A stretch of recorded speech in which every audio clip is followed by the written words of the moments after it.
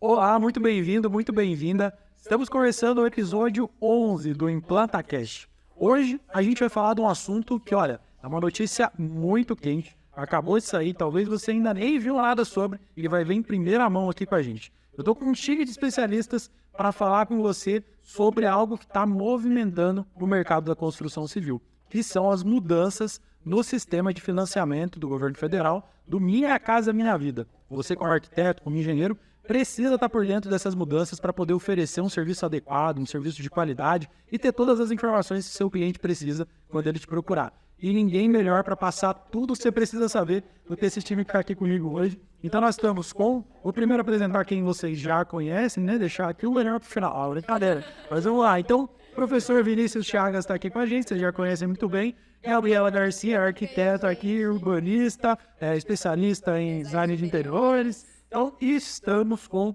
Larissa Carolina de Mello, especialista em realização de sonhos através dos financiamentos habitacionais. Ah, Larissa, já realizou muitos sonhos aí ao longo da carreira, não é isso? É isso, pessoal. Então, essa turma aqui hoje, todos nós vamos falar sobre tudo que você precisa saber para estar antenado quanto às novidades aí desse programa, quando que isso vai impactar na sua carreira e quais são as oportunidades que estão relacionadas a essas mudanças aí, beleza? Vamos começar aqui então. Quem que você... Bom, vamos começar pela nossa convidada, né, por favor, né? Não se apresenta, conta um pouquinho da sua história para o pessoal te conhecer um pouquinho melhor. Só meu nome é Larissa, eu trabalho com correspondente desde 2013, faz 10 anos. Mas foi o financiamento desde 2015. Eu comecei em correspondente, aí em 2018 eu entrei a trabalhar com ministros. Que tu entendeu? Ah, de top. 2000. São 5 anos, viu, turma? Pois é, 2018 já foi há 5 anos, né? Não parece. Eu perguntei antes de iniciar a Larissa aqui, quantos financiamentos ela já teve no meio? Eu acho que Tem ideia? tem como contabilizar isso, né? É muito, né? Por mês, assim, chegam quantos em média? Você não sabe nem? Caraca. E, cara, é muita coisa. E, assim, a gente tá numa cidade de 30 mil habitantes. 29. A controvérsia. Mas, beleza. Então, vamos lá, né? Então, Larissa, muito bem-vinda aqui. Vai ser um prazer a gente bater esse papo. Quer dar um oi pra turma aí, vocês dois também? Legal a gente tá, só fazendo um parênteses, muito legal a gente tá tratando esse assunto já, porque é super novo, sabe?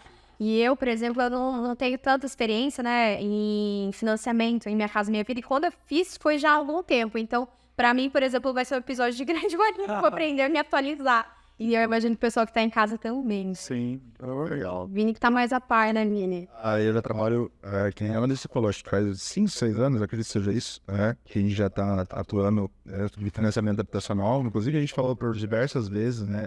Até tá trazendo um conteúdo exclusivo aí pros alunos do Implanta BIM. Sim. Justamente sobre financiamentos habitacionais. E é sim uma área que tem uma mudança constante, eu diria, porque entra o governo, sai o governo, sempre tem mudanças. Mas dessa vez a gente teve uma mudança um tanto quanto diferente, né? Justamente porque a gente vai até discutir isso aqui. Isso envolve não em si questões políticas, mas Fatores econômicos, né? fatores econômicos, exatamente. Então, isso faz com que até eu e a Larissa estivemos na semana passada, quando a gente recebeu a notícia, fomos fazer a nossa primeira simulação, inclusive a gente vai tratar aqui para que você possa entender melhor. Nós surpreendemos com o que a gente viu ali, porque, com certeza, foi uma surpresa muito positiva, justamente porque vai dar a possibilidade não só dos clientes, poderem conquistar o sonho da casa própria, mas também os profissionais também poderem, vamos dizer, entrar nesse barco aí, muitas vezes os profissionais que estão do lado de fora, porque justamente vai vir muita oportunidade para todos os profissionais. Exatamente, né? É um fundo que tá aí transbordando de as madeiras aí de dinheiro e que vai transbordar isso para o mercado da construção civil em todas as áreas, né? Por isso tem que ficar de olho nisso tanto. Com certeza. Então, para começar falando aqui, né? Eu queria perguntar para Larissa aqui. Talvez você, arquiteto, engenheiro, não sei se já tem esse conhecimento, mas não existe só uma modalidade de financiamento, certo? Através da Caixa e tudo mais, né? Que são as mais convencionais. Como que funciona essas modalidades de financiamento assim? Quais tem? O que você pode dizer para gente? Hoje a Caixa trabalha em 3 modalidades, que é o Minha Casa Minha Vida, né? Que pode ser ou para aquisição de terreno e construção, ou construção de terreno próprio. Então, se a pessoa já possui um terreno que cabe, ela pode fazer o financiamento da construção, aquisição de imóvel novo ou aquisição de imóvel usado. Então, no caso, minha vida Imóvel novo seria, tipo, uma faixa, tem um período ali até, sei lá, quantos anos? então, assim, você tem que ser de 6 meses. Ah, 6 meses. Mas tem um engenheiro da Caixa, ele for lá no imóvel e o habito tiver mais de 6 meses, ele analisar que mesmo assim pode ser considerado que um pouco. Existe essa análise para engenheiro, essa possibilidade de análise do engenheiro. Isso é muito legal. Eu sou uma dúvida que surge bastante, inclusive, né, Larissa, justamente porque o engenheiro da Caixa, o engenheiro que está trabalhando, vamos dizer assim, né, credenciado à Caixa, não é necessariamente o arquiteto, o engenheiro que vai fazer projetos, não é isso. É o engenheiro que está ali vinculado à Caixa. Tá? Então, ele é chamado justamente para ver se aquele imóvel, seja um terreno ou seja uma casa pronta, se ele está dentro dos parâmetros da Caixa. Né? Então, o terreno também é analisado. Então, vamos supor, se eu tenho um terreno e vou construir nesse terreno, ele também precisa passar por essa análise. Porque ele vai já sabe sobre isso, de valores, Ah, tá. de mercado. E se vai poder ser aceito como garantia, né? Que a garantia do banco vai ser terreno ou Isso aí. E como que a gente faz essa parte assim? Ela é por concurso? O profissional vai prestar o serviço para a Caixa, por exemplo? É concurso ou é contratação? fazendo cadastro. E depois é feita uma análise da Caixa para a escolha desses profissionais. Então você pode se capacitar lá e, vamos dizer assim, tem aptidão, né? É uma oportunidade, né? Para quem está buscando oportunidade, a primeira oportunidade já é sem sempre existiu, né? Então, é importante você estar de olho nisso aí, quem está se formando, principalmente, está pensando em quais mercados, né? Então, beleza, tem Minha Casa Minha Vida, tem outros modelos também, né? SPPE, que pode ser também para aquisição de terreno e construção de terreno próprio, imóvel novo, usado. Aí o SPPE entra algumas outras modalidades. Pode também ser feito para reforma e ampliação. SBPE, que é a sigla, só para eu ter uma noção, é tipo o quê? Sistema Brasileiro Tá. Então é poupança, daí é diferente. SPPE é o recurso dele da poupança. Ah, entendi. A Diferença é essa.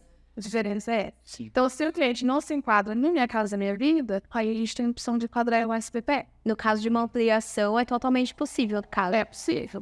Inclusive, a gente fez recentemente um cliente que ele tem um imóvel, ele é psicólogo, e ele pretendia ampliar, né, fazer umas salas comerciais. E ele fez o SBPE como reforma e ampliação. Ele fez antes, também 135 mil. Aí ele teve que fazer o projeto, assim, ele fez o projeto, e ele entrou nessa. Nossa, é aquela questão dos 70% da obra concluída. É assim, na verdade, quando você vai numa situação que a obra já tem uma certa evolução e você vai continuar aquela construção, é diferente de uma ampliação, né? Digamos que eu só estou querendo fazer um adendo nisso porque faz parte, Fernando. Exato, uma finalização da obra. Se ela não pode ultrapassar, por exemplo, 70% da obra como um todo. Mas ela pode estar zerada, essa ampliação, por exemplo. Você pode não ter começado nada dela. Depende, porque se a obra como um todo, o espaço, talvez o espaço construído, o terreno, seria isso? O que é considerado? A ampliação, por exemplo, vamos supor, tem uma casa, eu vou iniciar a ampliação, mas não fiz nada dela ainda, fundação nada, daí entra nesse. Daí a gente já poderia entrar por uma opção de terreno. Que é uma noção do terreno. Mesmo já tendo imóvel nela. Ah, não, entendi. Por exemplo, eu já tenho minha casa. Aí fiz o projeto de ampliação, aí vou começar a executar essa ampliação. Aí entra nesse SBPE. SBPE. Só que eu acho que 70%. 70% é só para uma obra que não está concluída, porém. Só que fazer esse adendo justamente porque existe a possibilidade também de ter um caso desse, inclusive. Desse o imóvel dele já estava pronto. Aí ele quis fazer o reforma e ampliação. Aí esse cara 70%, a gente começou a construir. E se a obra dele tiver até 70% executada, a Caixa faz o financiamento para fazer o término da construção. Entendi. Então a obra pode estar 30%. Então tem a reforma e a ampliação, e tem a finalização de obra. Entendi. Ó, isso aí já é legal você saber que é de área. A gente tem a aquisição de terreno, ou seja, a pessoa não tem terreno e ela quer construir um imóvel do zero, é uma possibilidade. A pessoa ela quer comprar uma casa que já está pronta, ela consegue também. Ela quer ampliar a casa dela, ela consegue também. Ela quer finalizar a obra dela, desde que não tenha ultrapassado 70%, ela consegue também. Então, existem inúmeros tipos de modalidades de financiamento que se enquadram sempre na realidade do cliente. E é legal o arquiteto saber disso, porque acontece comigo, sabe? Vários casos do cliente chegar e tá muito em dúvida se compra uma casa pronta ou não, se constrói. Ah, não, mas tem uma que eu vi, mas pra gente não é o suficiente o que tem lá e tal. E tem possibilidade de financiamento pra esses casos também. Legal. Ou tem, tipo, aquela vontade de fazer a reforma e acha que tem que ter o dinheiro todo no bolso. Porque tem muita gente que é isso. Aí quer pensar, reforma é um negócio meio, sei lá, não vão financiar isso pra mim, né? Vou ter por um empréstimo, às vezes, uma taxa totalmente diferente de As pessoas pensam que a reforma é sempre com o ConstruCard, né? Exatamente. Mas não. É legal, né? O profissional orientar, também falou, o que a gente te procura, falou, existem essas possibilidades? Caramba, que legal, assim, né? São possibilidades que vêm evoluindo ao longo do tempo, né? São coisas que a gente tinha lá atrás e hoje em dia a gente já tem essa possibilidade. Mas então a gente tem a SBPE, mas tem o sistema também. Cotista.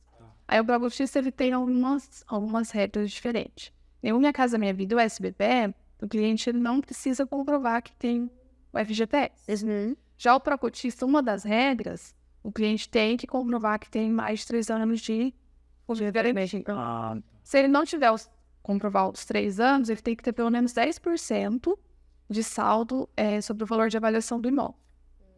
Tá, às vezes ele não tem 3 anos, então ele tem 10% lá de Larissa, e o que difere Minha Casa Minha Vida do SBPE? Porque assim, eles fazem praticamente as mesmas coisas, vamos dizer assim, na finalidade, tá? Construir a casa, tem o caso do SBPE que ele consegue ainda penalizar uma casa, tudo bem. Mas eu pensando assim, no contexto de que a pessoa quer construir, a necessidade é a mesma, ela quer comprar um terreno, ou ela já tem um terreno e ela quer financiar a construção. O que difere o Minha Casa Minha Vida do SBPE? Minha Casa Minha Vida, ele é um programa primeiro imóvel. No caso, se a pessoa já possui um imóvel, ela não vai conseguir fazer o Minha Casa Minha Vida. Só que ainda, se ela, por exemplo, às vezes ela tem um imóvel que não seja limítrofe da cidade que ela mora. Tá. Então, mesmo assim, ele consegue fazer o Minha Casa Minha Vida. Então, às vezes a pessoa, ele fez um caso recentemente, que o cliente, ele tinha um imóvel aqui em Piraju, mas ele pretendia comprar um em Ourinhos. Então, daí é possível também. Porque Ourinhos não é limítrofe de Piraju. Então, assim, a diferença é essa, né? Que tem essas regras de primeiro imóvel. E também a questão de valor. Porque o Minha Casa Minha Vida é limitado ao valor. Então, ele é por... Isso. Ele é por faixa de renda. Então, cada região é um valor, né? Então, aqui em Piraju, ele é limitado até 190 mil, que é a faixa 1 e 2. Aí a faixa 3... Faixa 1 e 2 seria só pra gente ter o parâmetro. Seria a faixa 1 é a renda de até 2.640. De 1.500 a 2.540. E a faixa 2 é de 2.640 para 4 certos. Tá. Então daí tem 190 mil, certo. caso para cidades com habitantes menos de 100 mil. Aí depois, com cidades com habitantes maiores, daí ele vai... Vai multiplicando. Mas a faixa 3, ela... Aí a faixa 3, que antes a gente não atendia, né, esse valor, agora é para o território nacional, que é até 350 mil. Então esse é o grande diferencial. Um 12, né? Grande diferencial. Caso seria a renda de 4.400 a 8 mil. Então ainda pode conseguir financiar até 350 mil. O profissional já passa a não ser uma casa assim de tão, vou dizer assim, é um projeto de baixo valor agregado. Né? A gente já está falando de um projeto, né, um pouco mais interessante. Tem 350 mil pensando ainda que a pessoa já tenha o terreno, né? Seriam 350 mil voltados integralmente para a obra. Quer dizer, você já consegue fazer uma construção interessante. Mesmo com o terreno, né? Se for pensar em uma faixa de terreno 90 a 100 mil, 250 mil, ainda é um dinheiro considerável para uma construção. Hoje qual que é a média de Profissionais aí, o que dizem os profissionais? Qual que é a média de metro quadrado? Vai depender muito da região. Para vocês é o CUB, né, que manda. Ah, tem um documento. O unitário básico é o estudo que é feito mês a mês, eu acho, né? Que o CUB atualiza. Então, ele é feito de acordo com a região. E aí, é feito por uma... Não é nem da Caixa, tá? A gente até estava comentando sobre isso. É feito pelo Sinduscom. Então, eles fazem esse levantamento de quanto sai o metro quadrado da obra por região. Então, no estado de São Paulo vai ter um mês que vem. No próprio estado de São Paulo vai alterar.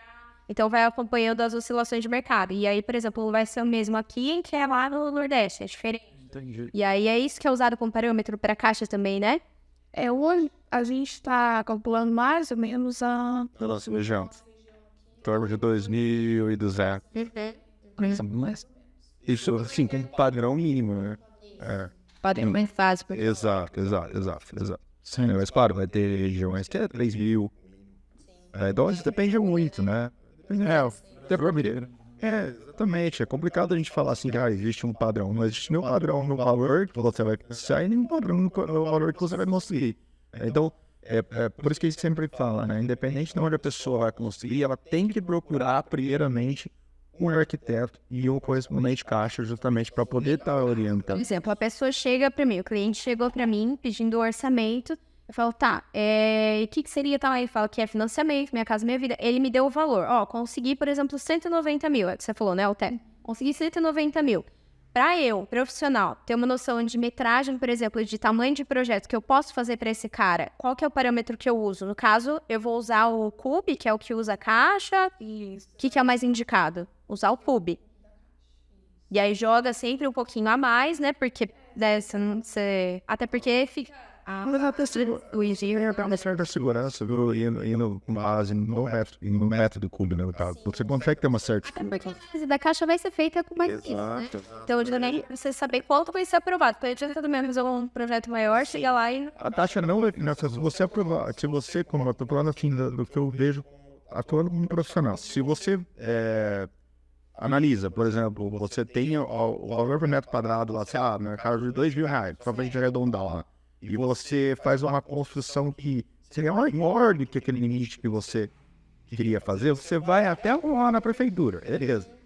Mas a hora que você enviar para a Caixa, aquele engenheiro que a gente citou lá no começo, ele não só vai avaliar o terreno, mas também vai avaliar o seu projeto. Então você fala assim, peraí. Dá para construir com esse Então você, isso também traz uma segurança para o profissional, traz uma segurança profissional e também para o cliente. Porque até antigamente a gente até ouvia histórias lá disso de que a pessoa não conseguiu terminar de construir. Já ouvimos histórias assim. Mas eu acho que não é mais uma realidade. Até porque a Caixa teve algumas mudanças, não na Caixa, mas isso ele é muito por gerencial. Porque a Caixa ela financia até 80%, né, das 3 modalidades. E a entrada do Minha Casa Minha Vida antes era para obra. Então, teria na Caixa pagava 100%. Mas o que estava acontecendo? Os clientes não conseguiam finalizar. Entendi. Então, estava ficando muita obra sem finalizar. Aí mudou. Então, a entrada que gera, o cliente tem que pagar pelo terreno. Aí tem isso, esse restante é garantido para a obra, está garantido. Para ter o recurso total ali e conseguir. E o que contempla a construção? Assim, é a casa minimamente morável, digamos assim, habitável, né? Ou é muro, é área de lazer, caso a pessoa tenha... Terra já entra, por exemplo, na parte da construção, né? Já. Eu acho que o terreno vai ser só o lote ali, cru, né? Sei não. Sim. Qualquer coisa que seja necessário fazer já entra, né? Até esse levado de declaração, no caso, no projeto, né? Então, no projeto, você já vai apresentar ela. Mas o que a pessoa pode construir, então, com esse dinheiro que ela financiou? Daí no caso a gente vai fazer esse cálculo, né, pelo CUB. Aí o arquiteto que vai, o engenheiro que vai... Porque ele varia também de prefeitura, né? Tem algumas prefeituras que existe que tenha... Vai depender muito... Aqui, cada prefeitura tem a sua legislação. Quer dizer, isso também pode variar bastante. Mas, enfim, até no que vocês estavam comentando a respeito de o que a Caixa vai fornecer, até uma pergunta que o Felipe fez sobre se haveria muro, garagem ou não, vai depender muito do valor financiado do cliente. Às vezes ele vai financiar, por exemplo, 190 mil e você fazendo uma análise prévia, o próprio profissional, arquiteto ou engenheiro, ele faz uma análise prévia e fala assim, pô, vale a pena eu construir X metros quadrados. Se eu agregar um muro ao redor do terreno, vai ser deixado parte dessa verba para o muro. Mas vale a pena, senhor cliente? Vai depender muito do caso dele. Isso fica baseado no orçamento. Mas pensando em projeto, Então não existe um impeditivo, só não existe melhoração.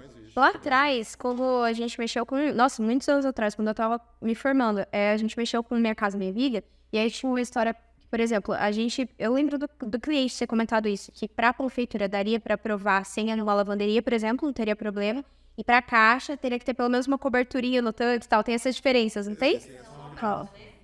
E aí, por exemplo, para caixa, tem alguma exigência mínima de projeto hoje? Porque, né, o programa do que está hoje, por exemplo, tem que ter, sei lá, um dormitório, cozinha e banheiro. Tem alguma coisa mínima ali que precisa ter de projeto? É assim. Por exemplo, 50 metros quadrados conforme o cliente quiser. Diversas vezes eu tive contato com engenheiros ali, justamente perguntando exatamente essa pergunta. Eles sempre nos orientam a seguir as legislações da Prefeitura Municipal. Municipal. Então, você Só que detalhe, a lavanderia é uma exceção. A lavanderia, não necessariamente, ela vai entrar na metragem quadrada desde que você coloque lá. Muitas vezes tem muitas precisa pessoas... passar de 1 metro ali. Exato. Porque se você não passar de 1 metro, em algumas... Pode entrar no beiral. Exato. Então não agregaria no valor da metragem quadrada. Mas assim, eles vão lá. Acho que uma casa na lavanderia também. O certificado, porque ele ia ampliar. Então, como ia ampliar, não valia a pena construir uma lavanderia, dar armamento ali e tal. Se ia ser ampliado na sequência, entendeu? Aí, nesse caso, tinha essa daí, que era esse cliente. Aí, nesse caso, O que eles nos pedem para seguir. Só a lavanderia que é esse Exato. Só o ponto de... E no caso... casa com a Julia Larissa, acho que sempre foi uma exigência da Caixa. Lembra quando a gente falava de... Foge. Não. No caso, assim, né? Até o que eu tô dizendo a respeito é simplesmente para casos de que vão financiar, por exemplo, uma casa já pronta. Existe algumas exigências nessa questão. Agora, para a construção em si, método construtivo, não importa. Você vai querer fazer com bloco, Container. steel frame, sim. Você pode utilizar qualquer tipo de método construtivo, desde que você obedeça às regras da Prefeitura Municipal. E se eu quero uma casa de 60 metros, só que muito bem acabada, também é possível. Não tem aquela... no mínimo você tem que fazer a casa... Minha casa super bem acabadas. Minha casa, minha vida, super bem acabadas. Super bem, sem encrustando. Ela vai com almoço grátis, né? Ela vai ser menor, né? Para ser bem acabada, Mas isso é uma questão que muitos clientes perguntam, né? Eles falam assim, porque o que se vê no dia a dia? Ela disse, acho que vai concordar com isso. Fala aí, Minha Casa Minha Vida, pensam que é um padrão baixo, a princípio. Não necessariamente, até porque, digamos que a pessoa foi lá, financiou R$200 mil, né? E teve uma casa ali contemplada de 50 metros quadrados, vamos dizer assim. Eu não vou nem, acho que chegar na questão no mérito do cálculo em si. Mas a pergunta que muitos clientes fazem para mim, a Larissa, inclusive, ela sempre está do meu lado quando a gente vai conversando sobre isso. Tá bom, mas eu vou ficar com uma construção de padrão baixo. Se ela tem recurso próprio para agregar na questão do acabamento, ela pode... Entendi. Essa era uma dúvida que eu tinha. Ela pode tranquilamente. Então, eu tenho em mãos, R$50 mil com recurso próprio. Eu posso agregar o valor da minha casa em termos de acabamento? Por exemplo, numa fiscalização, numa visita depois da Caixa, quando estiver acabando a obra, não tem problema, é isso. Eu ia falar, durante o processo de construção, ela pode estar aportando recurso próprio ali, que isso não vai influenciar em como que ela siga o que está ali no projeto. E também existe um cronograma ali, né? Ela não pode, por exemplo, ela colocou lá que é um quarto, daí no meio... sim, vamos criar. Mas é 2 quartos. Mas vamos supor, por exemplo, porque no memorial descritivo, ou sei lá, fiz o projeto contando com o financiamento, mas o cliente tem essa possibilidade, né, de colocar alguma coisa, algum valor dele ali que ele já tinha guardado. Isso vai constar no projeto e provavelmente vai mostrar ali nos acabamentos que os acabamentos são mais de alto padrão. quando o engenheiro pega esse projeto, ele não questiona, ó, não dá para ser feito com esse valor do financiamento? Se você colocar com tantos detalhes assim no memorial descritivo, a acabamento XYZ, pode ser que sim, o engenheiro questione. Por exemplo, se porcelanato. Exato. Mas assim, você tá falando assim, sabendo exatamente a marca do lote e tudo mais. A chance disso dar errado é... Exato. O que não se pode fazer, o tabuleiro primeiro é fazer ampliações de cômodos a mais, assim, ou fazer uma mudança drástica em ponto de... E interferir na estrutura da casa. Mudança de telhado, já construído, assim, Cara, tem uma história de um cara que ele pagou o pedreiro e o pedreiro construiu no terreno da outra pessoa. Vamos dizer que isso é um caso de financiamento. O que acontece? A Caixa pega como um sinistro isso, porque deve dar dentro dessa questão de documentação. Imagina só, o cara vai lá fazer a vistoria e percebe que Sua obra já... aquele terreno. complicado uma situação dessa, porque assim, ó, É muito atípico, é claro, né? É raro, mas acontece sempre, né? até falando de arquiteto e engenheiro, por exemplo, por muitas vezes, assim, o que a gente está assinando ali? A gente está assinando por projeto, direção técnica, muitas vezes execução e tudo mais. Independente do que você fez, para que você vai iniciar uma obra, por exemplo, ou você aprovou na prefeitura, foi passado para a Caixa analisou, a gente vai conversar sobre isso, detalhes, mas assim, quando muitas vezes o correspondente Caixa entrega para o cliente ele vai ter uma data para começar. A data é estabelecida pela Caixa, mas nem sempre aquela data vai ser estabelecida, porque a gente está vivendo um monte de gente, pedreiro, às vezes a própria terraplanagem e tudo mais. Então, nós, profissionais de arquitetura e engenharia, se não formos informados pelo cliente a data de início, nós estamos pretendendo iniciar ou pelo cliente ou pela construtora envolvida. Então, assim, se ele não está... porque, vamos supor, o projeto foi aprovado no dia 20. No dia 15 do mês que vem foi aprovado na Caixa. O arquiteto não teve essa informação. Pode acontecer. Pode acontecer. E o cliente, por livre e espontânea vontade, tem essa obra. Aí, toda essa questão que você falou, pode parar. Quem é o responsável por isso? O arquiteto? O cliente lá. Mas se o arquiteto tem conhecimento disso, quem é o responsável? Tá bem complicado, né? Como é que você vai provar que você não tinha conhecimento disso também, né? É meio difícil, meio complicado. Nesses casos... É uma questão de... O tema, né? Mas nesses casos, até onde eu sei, a obra é do proprietário do terreno. Imagina que seja isso, né? Eu acho que cabe uma negociação com o vizinho. Ou seja, No caso que eu vi. não cometa esse erro. Simples assim, entendeu? Acompanhe a obra. Fala, viu? É o B19, né? Não é o B18, tá certo? B19. Ir lá, né? Na hora da marcação. Beleza. Mas não, ó, pra alinhar essas ideias, a gente falou sobre bastante coisa aqui, principalmente essa parte de financiamento, mas, Larissa, se fosse pra gente pensar no processo de financiamento, daquele primeiro momento, semente do sonho até a realização lá. Como que seria esse processo? Quais seriam as etapas ali que se passam, que no época profissional de arquitetura e engenharia entra dentro desse processo? Tá, primeiro passo, a gente faz a simulação, né? Caso o cliente procure a gente, aí a gente faz a simulação, é o primeiro passo. Se a gente vai precisar da renda, no caso se é solteiro, se é casado. Também muitas vezes perguntam se precisa ser casado. Não. Às vezes é um casal de namorado, né? Pode fazer o financiamento sem. Mas aí entra no nome de um deles só, né? Não pode fazer. Dos dois? Declara fim de união estável. Não precisa. Não nem precisa, fala, carteira legal. E na certidão de nascimento já E pode. tem certeza que você quer aquela pessoa. Não tem no terreno do tudo. Exato. Mas desculpa, pode ir. E aí, O primeiro passo é a simulação. dependentes também, né? Que acho que você comentou que uma deu Dependente também. Às vezes é solteiro e tem um filho. Entra também. O filho pode entrar como dependente, até porque com essas mudanças que a gente teve, o subsídio no caso que não é uma pessoa só. E tem dependente, ele é bem maior do que o caso é o dependente. Então a gente faz a simulação e vai analisar qual é o programa aqui. E a Miriam tá pensando aqui. As primeiras períodos que é melhor para o cliente. Essa vai ser a Minha Casa Minha Vida. se vai ser o SBP ou se vai ser o procotista. E tem muitos casos que às vezes o cliente chega lá já com a ideia de imóvel pronto. Né? Até mesmo porque às vezes acha que a construção dá muito trabalho. Então ele já chega com a ideia de imóvel pronto.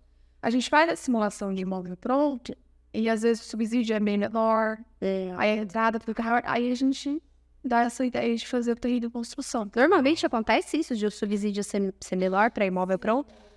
Isso é um detalhe importante para o profissional saber também, que ajuda a gente a convencer a galera, vamos construir. Exato. E isso já cria um movimento natural do mercado de uma busca.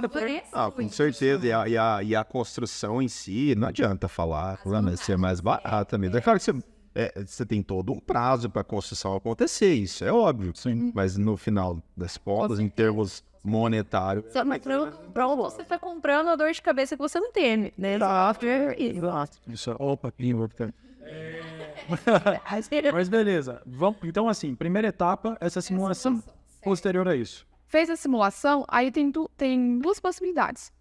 Ou o cliente ele já vai chegar no terreno, né? Terreno já definido, nos casos ele já chega, já tem terreno ou imóvel, ou às vezes ele não tem nada definido ainda. Então, ou a gente pode fazer a avaliação primeiro para ver se aprova esse financiamento, que é a análise de crédito, onde a gente vai precisar de todos os documentos do cliente, né? Aí sim efetivar. Ou uma simulação de valores. Até na simulação, um pouquinho. A simulação vai entregar para ela o que tanto? Professor? Vai entregar o valor financiado, o valor de subsídio, né? Se for no caso Minha Casa Minha Vida, prazo, o valor de parcela, taxa de juros. Então tudo que ela precisa para saber. Mas a gente que vai efetivar mesmo é na hora da avaliação. Porque às vezes a gente faz uma simulação lá, você vai financiar 200 mil. Aí chega na hora da avaliação, mudou a situação, entendi. Depende da avaliação. Então a gente pode fazer primeiro a avaliação, né? Sem o cliente ter definido. Ou o cliente pode procurar, né, o imóvel, o terreno, que daí entra o profissional. Porque até para ele decidir o terreno, é interessante ele ter um apoio orçamental. Você diria que, assim, mais interessante, escolher o terreno antes da avaliação ou faz a avaliação primeiro para escolher um terreno condizente com aquilo que foi aprovado na avaliação? Aí depende muito. Lá no escritório, nesses últimos dias, o pessoal está preferindo fazer a avaliação primeiro. Já entendo mais. Preferindo fazer a avaliação, aí a gente faz a avaliação, aí a gente já tem esse valor em mente, né? Na hora de escolher o terreno. Sim. E para o arquiteto é importante ficar de olho também. Às vezes o cliente chega lá com uma simulação e criando a ideia de que você já vai fazer o projeto, né? Vai naquela emoção, e aí vai ver, na verdade, não é nada daquilo, né? Então tem que tomar esse cuidado. A avaliação. Que é onde a gente vai ter o resultado. Então eu passo 2. Beleza, deu tudo certo, as coisas estão caminhando. Simulou, avaliou, próximo passo. Aí definiu se é o terreno, se é o imóvel. Se for, no caso, terreno e construção, o próximo passo ele vai ter que fazer o projeto. Tá. Então aqui entra o projeto. Entendi. E para o projeto, o que seria de diferente? Vamos supor, chegou um cliente em mim, um que é financiamento, Minha Casa Minha Vida, e um que não é. O que vai diferir, o que vai demandar mais ou menos desse profissional, por exemplo, no Minha Casa Minha Vida? No Minha Casa Minha Vida, eles estão da metade. Tem limite de valor. Então, um exemplo, 190. O terreno lá é 60 mil. Então, sobrou 130 mil para o cliente fazer. É isso que vai nortear. Ele vai fazer o cálculo. Mas também tem um negócio que depois de aprovado e tal, esse profissional tem que estar vistoriando a obra e tal, né? De acordo para ver se está acompanhando o calendário de obra, não tem isso? Isso, cronograma de obra. Ele tem que fazer, no caso, a PCI, né? Que é um cronograma que lá ele vai colocar as etapas. Então, assim, a gente fez a avaliação, aprovou, fez o projeto. Isso não é um dinheiro da Caixa. E é algo que, para um projeto de prefeitura simples, normalmente não necessariamente é feito, né? Não, pelo jeito nem. Mas para eles precisa. E o arquiteto ou engenheiro, quem que pode fazer esse cronograma? No caso aí vai ser o responsável pelo projeto. Pode ser um arquiteto ou pode ser um engenheiro. É basicamente um cronograma de obra, né? Que legal. Assim, só para estabelecer bem o cronograma também, uma questão que vai envolver não só o arquiteto em si, fazendo o projeto arquitetônico, mas também o engenheiro, que vai fazer os projetos complementares. Sim, precisa de projetos complementares também. Também é um ponto importante. Porque nem toda prefeitura exige projeto complementar. A caixa é obrigado. A caixa do predatório. É uma das exceções assim como a lavanderia. Um super benefício. É ótimo, é ótimo.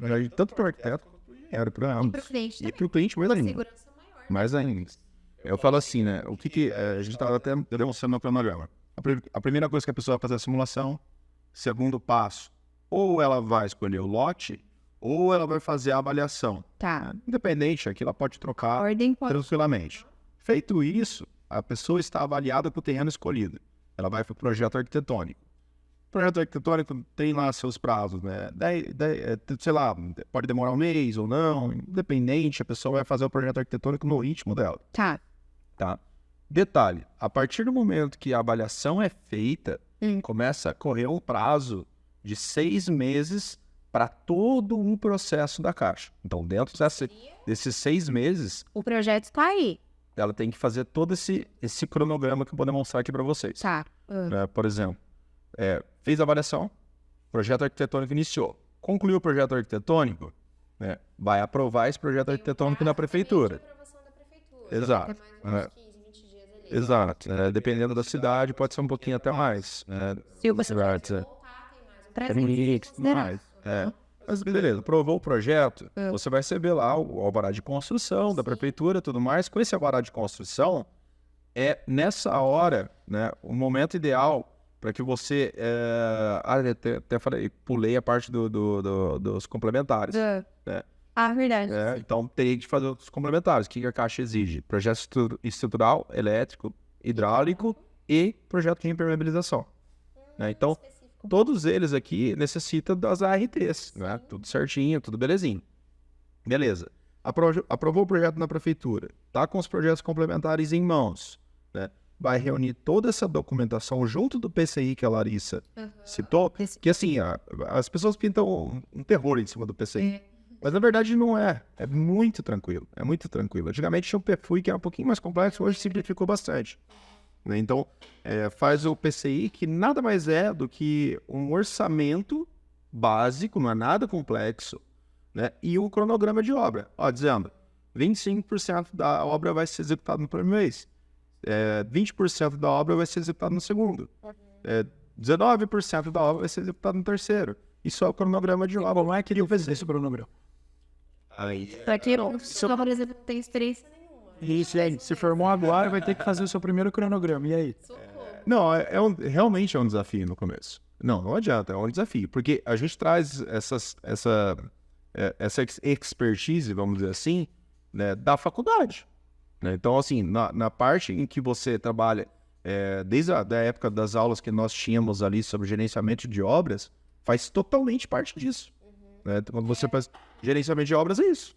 Né? Então, você tem noção, sim, do cronograma, apesar de você não... É aquela velha história, né? Quando eu me formei, eu me lembrava assim, putz, eu não sei nada. Eu falava, eu não sei nada, absolutamente nada. Como que eu vou conversar com o pedreiro? Mas aí você vai pra obra, aí você percebe assim, putz, eu não sei nada.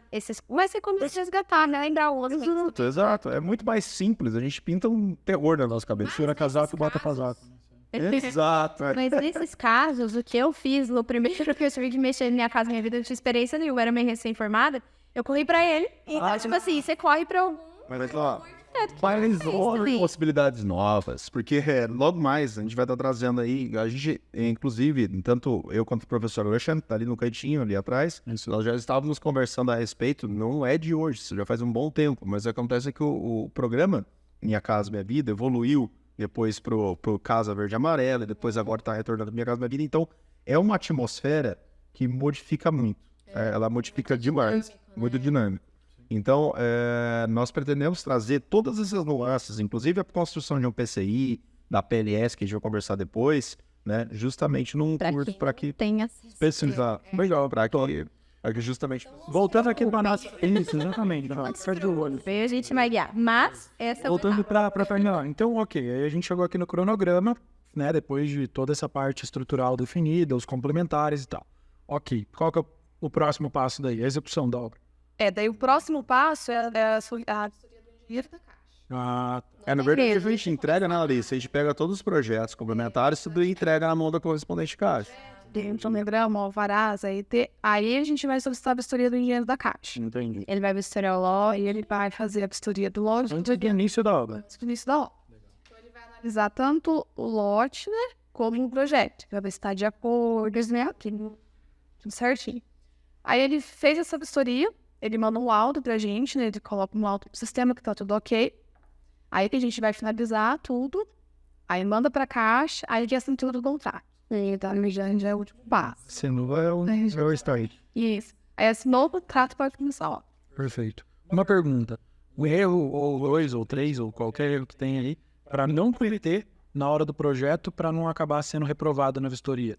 O arquiteto, o engenheiro, na hora de conceber o projeto, tem erros que ele pode cometer, que o outro engenheiro claramente vai chegar lá e falar assim, meu, e aí você tem um retrabalho, por exemplo, tem algum clássico que você tem acontecido? E ele faz a obra numa metragem muito fora, às vezes o engenheiro pode reprovar, ou até mesmo às vezes o valor do terreno, porque o engenheiro também ele vai fazer uma avaliação. Explicado aí que você já fez todo o projeto e vai entregar. É bom colocar isso no contrato, de repente. Sabe? Porque às vezes colocou o terreno lá 80 mil. Aí chega lá, a engenheiro avalia 70, o valor, a gente sempre usa o menor dos valores. Então a garantia da Caixa é 70 mil. Isso não chega a impedir o processo. Então, tem uma revisão. Entendi. Mas se ele apontar alguma coisa nesse processo de vistoria, pode voltar lá para a etapa de projeto e ter que fazer tudo de novo. Pode ter Inclusive, tem que trocar de lote. Né? Imagina. Caraca, entendi. Mas se der tudo certo, a gente já pode ver. Essa história de trocar de lote pode acontecer, mas é muito difícil, porque assim, aconteceu alguma coisa, não, porque o que ele vai estar avaliando no lote é mais o valor dele, né, Alanis? É mais o valor do lote, é claro. Se for um lote totalmente virado de ponta cabeça, é outra história, mas é improvável. A gente nem quer comprar. Enfim, mas assim, digamos lá, sei lá, o lote está sendo passado na Caixa por 62 mil, por exemplo. Aí o engenheiro fala assim, não, esse lote aqui não tem o valor de 62 mil, é 70. Né? Ele está avaliando o custo daquele lote. Entendi. E o que vai acontecer? O vendedor daquele lote não quer perder a venda. E o comprador também não. Eles vão chegar num consenso. Você acha que não Né? tá? Aí é o que acontece? Aí vem o arquiteto fazendo ajustes No projeto. projeto Possa ser para que possa dar continuidade no processo. Então, essa situação do lote em si, o que eu já vivenciei, a Larissa está junto comigo nessas questões, foi muito do ajuste técnico, vamos dizer assim, da parte do arquiteto e também no consenso entre o vendedor e o comprador. Perfeito. Então, no caso, ó, só para recapitular, né? No passo 1, simulação, de repente o profissional acaba não tendo muita participação. Sim. Porém, já no passo 2, ele pode, por exemplo, criar um post no Instagram. 5 coisas para você ver na hora de escolher seu terreno. E já agregar um valor ali. Ou então oferecer uma consultoria personalizada para o cliente que está querendo achar um terreno. Antes mesmo da avaliação. Ainda. É mesmo. Olha aquela serviço que você tem antes, De né? repente você já está meio paradão. Já está, né, naquela situação precisando dar volume ali, né, atender mais clientes. Oferecer isso como um benefício, falar, eu te dou uma consultoria para a escolha do terreno antes da sua avaliação. Super É. importante. Isso aí pode ser legal, então aqui a gente já tem uma oportunidade. No passo 3, a gente tem o projeto em si, que é a execução do projeto.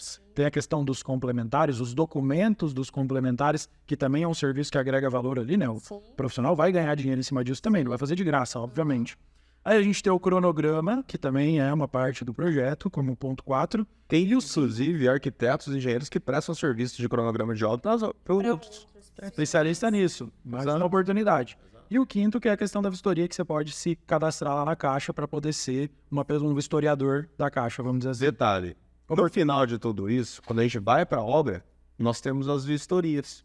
São feitas normalmente por quem fez o projeto? Exato. Ou não necessariamente? Não, hoje em dia é quem faz o projeto, ou seja, o arquiteto ou o engenheiro responsável, é quem vistoria as obras mensalmente. Então, se o seu... É algo para considerar quando você vai passar um orçamento. Exatamente. Você vai ter Também. Custo logístico, tempo, Exatamente. Esse trabalho de vistoria é um trabalho conjunto entre o responsável técnico e o CCA, no caso, o correspondente Caixa aqui. Não, o arquiteto e o engenheiro, ele vai até a obra, ele faz a vistoria da parte técnica dele, faz o laudo, né, que é feito numa planilha de Excel, simples de se fazer também, constatando, anexando as fotos da obra e dizendo, ó, houve um avanço aqui de 100% do reboco interno, por exemplo. Isso já vai gerar na planilha, que é uma planilha, inclusive, que a Caixa fornece, né, que já vai dizer assim, ó, não, o reboco interno foi concluído, portanto, foi daquela porcentagem total da obra, ela avançou de X para X. Né? De X para Y, né? Porque vai chamar sargento, vai chegando, lugar, né? Tem muitos que avançam de X para X. Dependendo da situação. De X para B. Voltou, né? Deu bom por aí. Mas, enfim, beleza. E aí, mas para finalizar, a gente tem a questão do acompanhamento de obra, que é, dentro de termos comerciais, que é a minha especialidade, é a questão do pós-venda. Né? Então, assim, você finalizou, você já vendeu seu projeto, lucrou ali dentro daquelas etapas e tudo mais, mas esse acompanhamento de obra é tão importante quanto para ter o nome, né? De mercado, para, enfim, até para ser fidedigno na execução. A gente falou sobre isso em episódios passados, né? De o que está no projeto, né? E nem sempre, né? Na prática, a teoria às vezes é outra ali, o profissional está acompanhando. E ele tem essa obrigação legal de fazer isso ou ele faz se ele quiser? Como é que funciona? Ele tem a obrigação, até porque ele tem que acompanhar a obra todos os meses. Sim. E ele tem que encaminhar essa planilha para a Caixa. Porque é só com essa planilha que a Caixa... Mas essa daí é que já tem modelo, né? Então, Ela tem o modelo. eu já Aí, assim, o engenheiro da Caixa, ele vem 2 vezes na obra. Então, antes o engenheiro vinha todo mês. Aí mudou. Agora o engenheiro ele vem quando a obra está 30% concluída e 85% concluída. Então, os outros meses, quem vai ter que fazer esse acompanhamento, mandar para a Caixa essa PLS para liberar o recurso é o responsável pelo projeto daí. Sim. Eu vou falar para vocês, eu acho isso maravilhoso, na verdade. Eu acho que melhorou demais o sistema da Caixa a partir do momento que o responsável técnico passou a fazer as vistorias. Porque, antigamente, né, falava-se assim, o avanço na obra, 80% da alvenaria. O que é 80% de alvenaria? Quem é que vai contar? Né, os quantos que né? não existe um consenso, entende? Porque assim, ninguém vai contar a quantidade de blocos que foi instalado na obra. quantas fileiras? Exato. Então, assim, agora, quando eu, por exemplo, tô atuando, o que eu faço? Tá? Inclusive, a gente vai trazer nesse novo curso que a gente vai estar trazendo justamente essas nuances. O que eu faço? A obra iniciou. A partir de hoje está iniciando a obra. Eu já mando para o cliente o que ele deve fazer durante o mês. Eu faço um ensaio dentro daquele cronograma e falo assim, ó, você vai ter que concluir 100% da fundação, mais, sei lá, 30% de supraestrutura, que é a estrutura, né, acima do nível da terra, e 30% de alvenaria. Chegando ali, vamos dizer assim, para deixar mais claro do cliente, a nível da parte da janela, por exemplo, da contraverde, da peitoria da janela, por exemplo. Então, essa comunicação já sabe. faz com o cliente, é mais eficiente fazer para o cliente ou fazer para o profissional que está executando a obra? Para ambos. Para ambos. Na realidade, eu faço. Eu faço para ambos para não ter que Você faz para um só, o cliente pode atravessar de forma errada, daí você faz só para o cliente. Isso é porque, assim, né? Muitas vezes é o próprio cliente, tá? Quando se trata de uma situação de não ter construtora envolvida, o que acontece? O cliente é a pessoa que vai fornecer materiais. Né? Do outro lado, o pedreiro é quem vai executar aquilo. Perfeito. Né? Então, assim, eles precisam ter um alinhamento junto. Comunicar com os dois profissionais.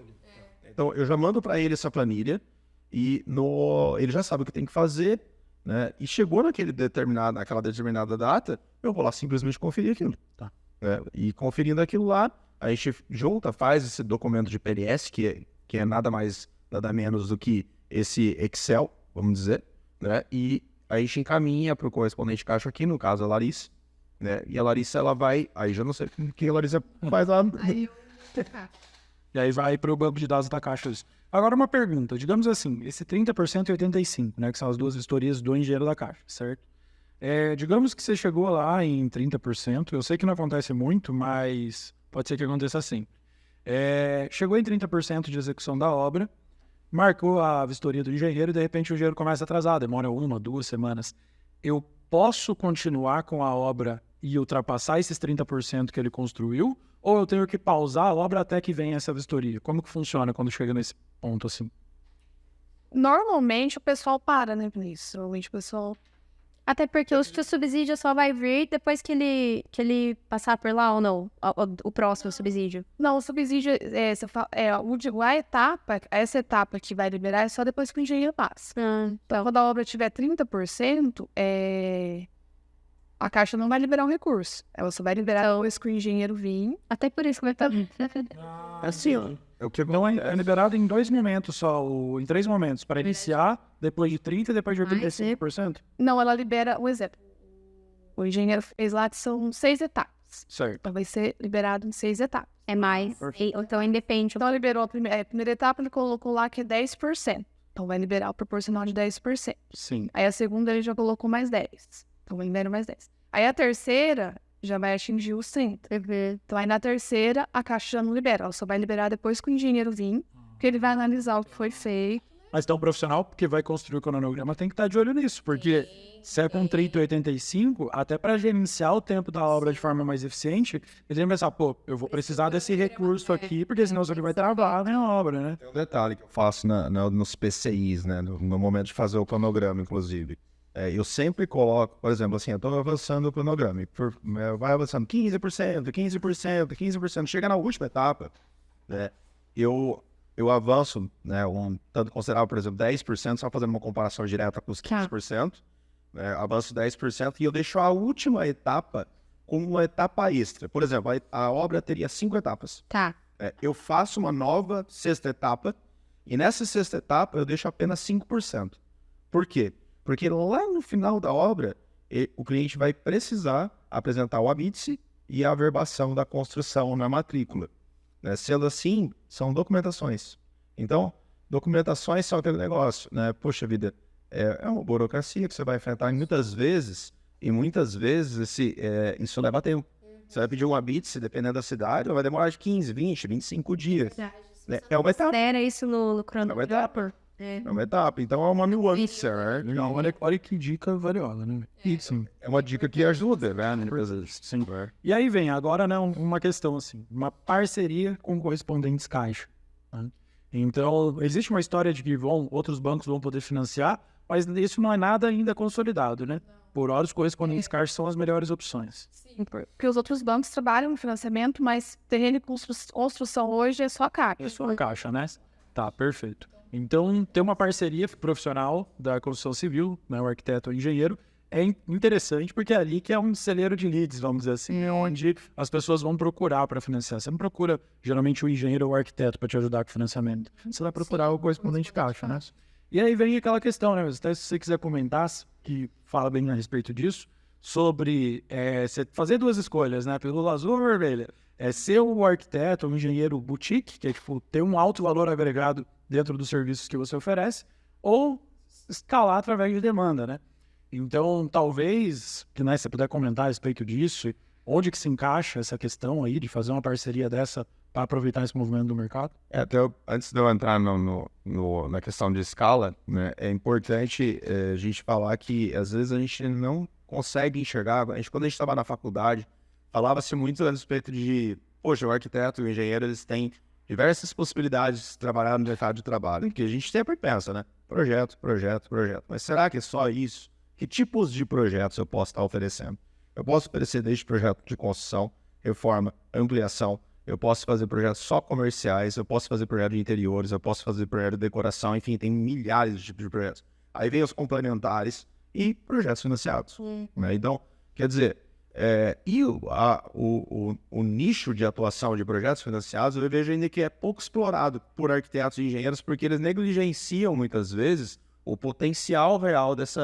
Não é só para construção, né? Tem outras opções do financiamento. Existe um estudo dizendo que em cidades no interior, principalmente no estado de São Paulo, desde 70% das construções são financiadas. Né? A gente vê essa realidade, inclusive, aqui. Né? 70% das construções são financiadas. Ou seja, você vê o tamanho do potencial que você tem de atuação nesse nicho em específico. Né?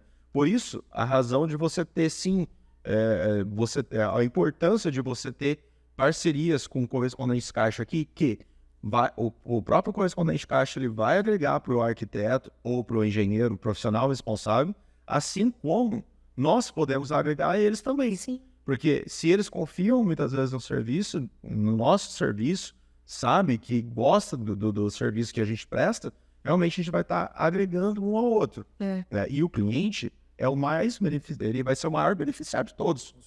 Justamente porque são 2 profissionais que se conversam, você tem um contato, que isso é muito importante. Você vê quantas vezes a gente falou aqui, enquanto a gente estava falando, desde a simulação até a finalização da obra, quantas vezes o arquiteto ou o engenheiro precisa estar em contato com o CCA, com o correspondente caixa aqui, justamente porque isso é uma sinergia importante. Sim. Né? Agora, falando a respeito de escala, né?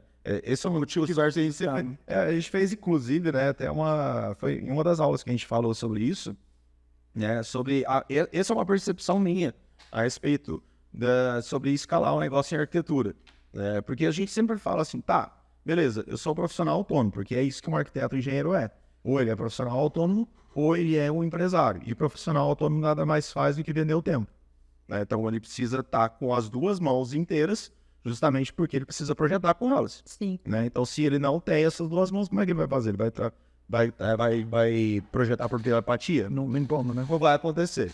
Né? Então, Inteligência artificial, mas nem tanto.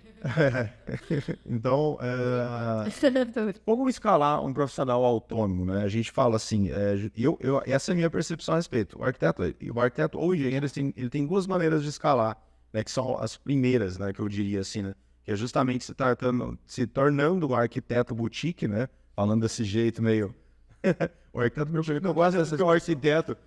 O arquiteto que ele se apresenta como tal, como a Apple da arquitetura, vamos dizer assim, né? Ele se mostra como um arquiteto, e a gente vê Posicionamento. é um glamour, sim. Muitas vezes, né? Claro, ele tem que ter a expertise suficiente para aquilo, até porque ele está se encaixando nesse nicho. Exato. Não é simplesmente, me posicionei como arquiteto. Não é isso. Não é isso. É justamente ele entregar aquilo. Ele realmente entregar aquilo. E, consequentemente, o que vai acontecer com o valor agregado da profissão dele? Ela vai subir. A percepção do cliente vai subir vamos falar em metros quadrados, as pessoas cobram hoje 30 a 35 metros quadrados. Não, aquele arquiteto ele vai cobrar mais, porque ele vale mais. Né? Até porque foi a comparação que eu fiz com a Apple, por exemplo, né? Hoje, você compra um notebook comum, você vai pagar em torno de, sei lá, de 3, 4 mil reais, vamos dizer assim. Eu imagino que seja próximo disso. Quanto que custa um notebook da Apple? Quanto custa um celular da Apple comparado aos outros? Justo. Isso, na verdade, muda. Muda alguma coisa? Muda. É posicionamento de mercado. Muda. É posicionamento de mercado, tá? Agora, o outro lado, né, é o arquiteto empreendedor, vamos dizer assim, né? O empresário que justamente utiliza de vários profissionais que muitas vezes já para pensar quantos profissionais de arquitetura estão por aí querendo muitas vezes trabalhar e ter oportunidades de emprego e eles não estão tendo, justamente porque é muito difícil você conseguir contratar um arquiteto, por exemplo, dentro do seu espaço de trabalho e ter garantido para ele o salário mínimo de um arquiteto, que é 8 mil reais. Né? Então, assim, como é que você vai garantir para ele que você vai proporcionar 8 mil reais de ganho e, ao mesmo tempo, ainda tem que pagar toda a parte de folha de pagamento dele. Né? Então, quer dizer, é muito difícil. Né? Mas você pode fazer, sim, parcerias. Porque existem pessoas que estão ali, muitas vezes, precisando, são recém-formados, que estão querendo uma oportunidade de emprego, poderiam muito bem estar trabalhando na própria casa e você fazer uma escala, muitas vezes. Através do volume daí, ao invés de ser o valor Exato. A possibilidade de você financiar, eu diria que seria uma terceira possibilidade também. Se você fizer parcerias com, por exemplo, com correspondentes caixa aqui, né? Talvez com corretores de imóveis, enfim, você ter uma parceria, uma malha, muitas vezes, para que você possa ter oportunidades de crescimento diferentes daquelas que sejam a comum. Né? Então, assim, a pessoa... A rotação de clientes muda, né? Exato. Mas, se você parar para pensar, beleza, captei bastante cliente, porém eu trabalho com software hoje em dia, que a gente fala muito sobre software e tecnologia, né, justamente porque eu vejo, né, isso é uma realidade aqui da nossa região, que muitos profissionais ainda trabalham com AutoCAD e SketchUp, né, que são softwares que aí, sei lá, já estão mais de 20 anos no mercado, nem sei, a minha acho que pode falar até mais de 20 anos no mercado, e ninguém evoluiu em relação a isso. Porque a pessoa vai muitas vezes trabalhar, imagina só, ela pega essa quantidade de projetos, ela vai lá, faz uma parceria toda legal com o correspondente de caixa, ela consegue fazer mais captação de cliente, ela consegue fazer tudo belezinha. Só que no momento de fazer a execução do projeto, ela não dá conta. Dá conta porque perde muito tempo. Justamente porque ela não tem ferramenta adequada para poder utilizar o seu dia a dia.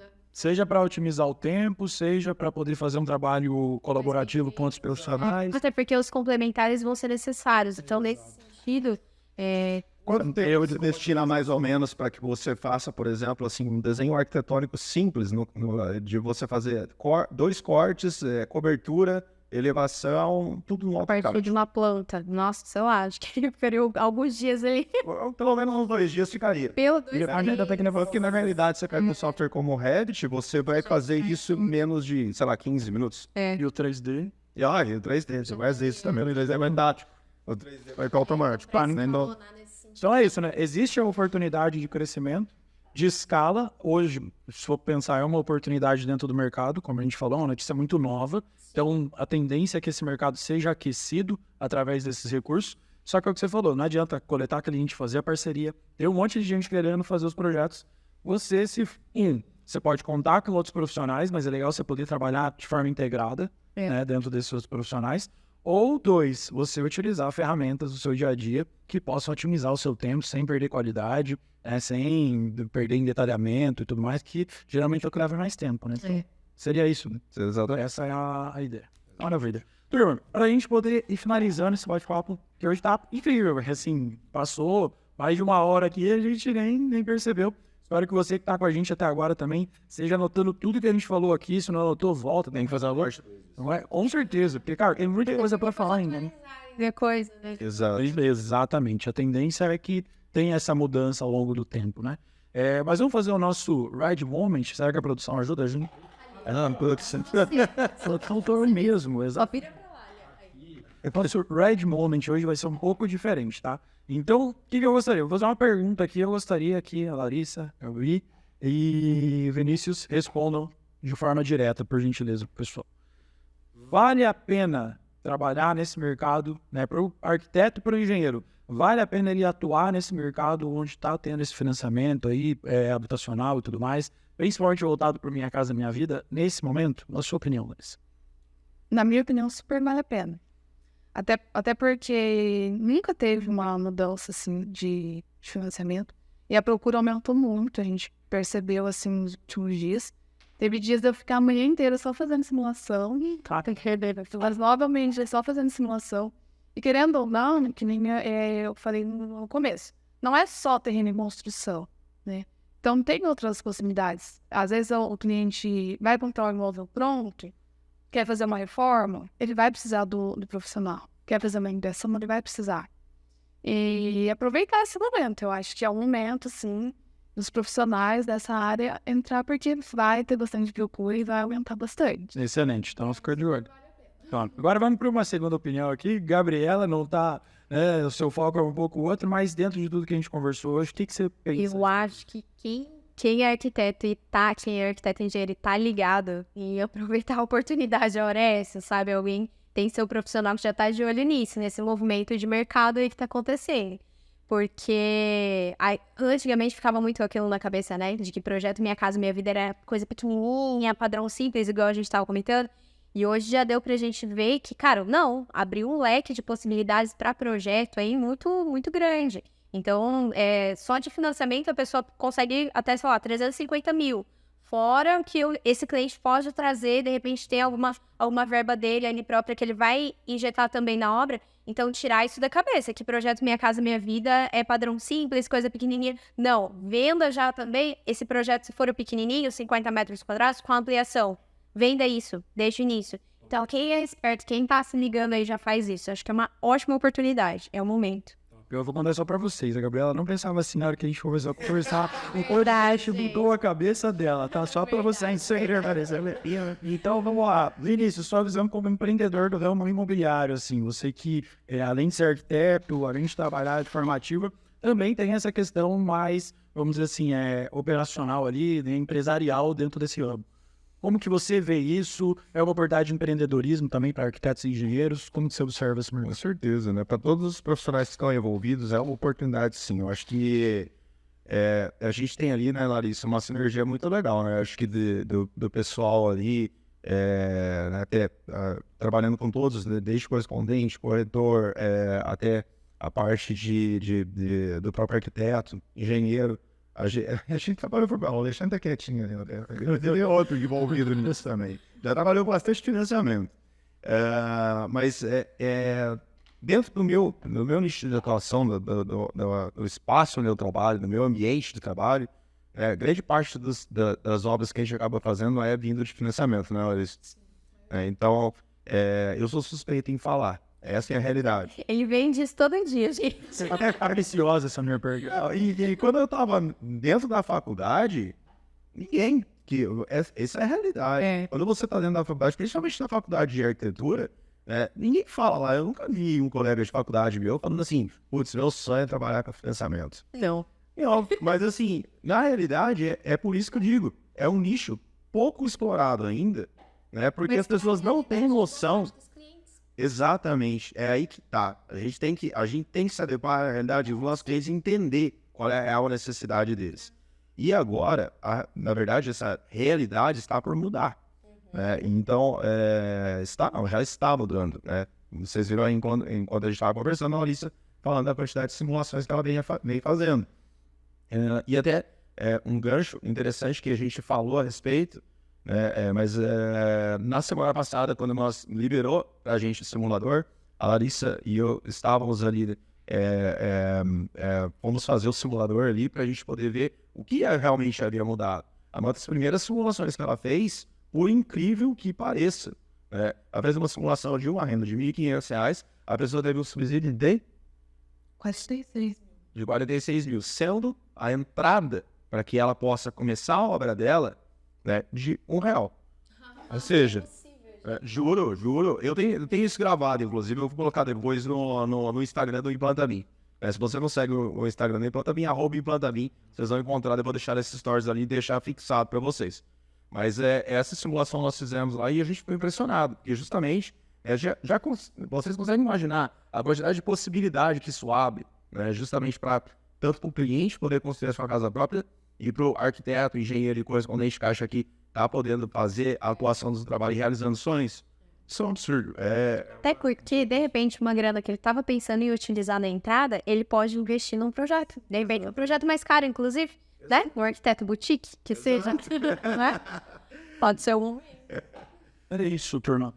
Bom, pessoal, infelizmente a gente está chegando ao final do nosso bate-papo aqui no Schedule. É muito provável que a gente volte com uma parte 2, né? Larissa, se puder aceitar o nosso convite também. Da próxima, já agradecemos por ter aceito agora, mas já fica o segundo convite aberto também. Cara, teve muita coisa incrível que foi falado hoje aqui. Então, você que é arquiteto, engenheiro, profissional da área da construção civil, existe uma onda se levantando nesse momento. Aproveitar ou não, cabe totalmente a você. A gente deu dicas valiosíssimas aqui e a principal delas você precisa estar capacitado para poder aproveitar. Lembra, sorte é quando a oportunidade encontra a capacidade. A oportunidade está aí. Você precisa estar capacitado para poder aproveitar isso da melhor forma possível, ou seja, se você quer conhecer mais sobre as capacitações que nós do Implanta.me temos aqui, estamos ajudando a mudar o futuro do mercado da construção civil. Então dá uma olhada nos links aqui embaixo. É o momento de você se especializar, utilizar as melhores ferramentas para não ficar para trás e aproveitar esse grande momento do mercado. Beleza? Um grande abraço para você e até a próxima. Obrigada, Lari, pelas informações valiosíssimas. Larissa, agradeço muito você ter aceitado o convite. É um prazer imenso ter recebido você aqui. É muito legal, né? Quando a gente traz o pessoal aqui que está no seu dia a dia para a gente lá.